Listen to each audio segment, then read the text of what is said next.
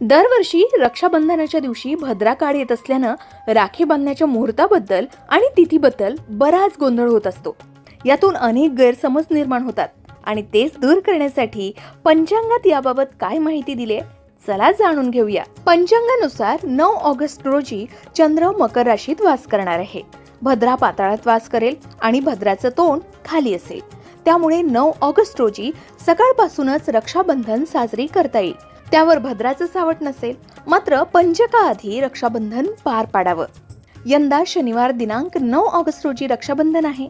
श्रावण पौर्णिमा शुक्रवार दिनांक 8 ऑगस्ट 2025 रोजी दुपारी 2:12 सुरू होत असून शनिवारी 9 ऑगस्ट रोजी दुपारी 1:24 समाप्त होत आहे. 9 ऑगस्ट 2025 रोजी उत्तरात्र 2:11 पंचक सुरू होत आहे. त्यामुळे पौर्णिमा कालावधीत किंवा पंचक सुरू व्हायच्या आधी